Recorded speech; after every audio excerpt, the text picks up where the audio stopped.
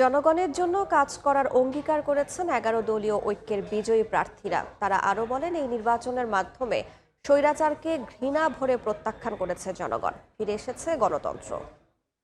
সকলে পোস্টাল ব্যালটে তাদের ভোট পাঠিয়েছে এবং তারা আমাদের জন্য দোয়া করেছে। সকলের দোয়ার বরকতে আজকে মেহেরপুর ১ আসনে আমরা বিজয় লাভ করেছি। আমাদের প্রতিবেশীদের সাথে তাদের এতদিন মন কষাকষি ছিল, বিজয় লাভ করার কারণে কারো উপরে চরম নীতিকে অবলম্বন করবেন না। সকলে পারস্পরিক প্রতিবেশী ভ্রাতৃত্বের ভিত্তিতে আমরা সকলে বসবাস করব ইনশাআল্লাহ। আমি বলেছি, আমি প্রতিহিংসার রাজনীতি বিশ্বাস করি না। আমি চাই সকল সাথিয়াবাসীর এমপি হতে, নেতা হতে। আমি চাই সকল সাথিয়াবাসীর খাদেম হতে। আমি সকলকে নিয়ে পথ চলতে চাই এবং আমি একটি স্বপ্নের সাথিয়া করতে চাই, সকলকে সাথে নিয়ে।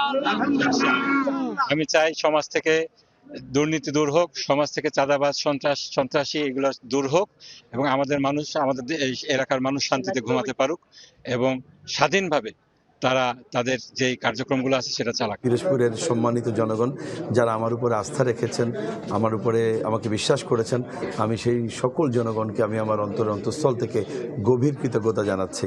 আর আমি অনেকগুলি প্রতিশ্রুতি দিয়েছি পিরোজপুরের উন্নয়নে। আমি পিরোজপুরের জনগণকে বলেছি আমি কি কি উন্নয়নমূলক কাজ করতে চাই।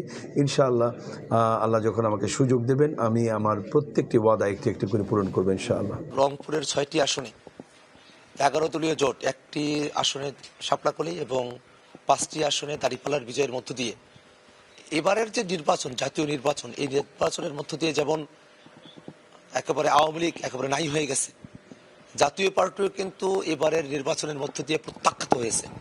তারা ৫ আগস্টে যেমন প্রত্যাখ্যাত হয়েছিল, আজকে ১২ই ফেব্রুয়ারি রংপুরের জনগণ জাতীয় পার্টিকে প্রত্যাখ্যান করেছে, এই স্বৈরাচারের দোসরদেরকে প্রত্যাখ্যান করেছে। সকলের কাছে দোয়া চাই আল্লাহ যেন আমাকে দিয়ে এই বাংলাদেশের জন্য এবং আমার এলাকার জন্য এমন বড় বড়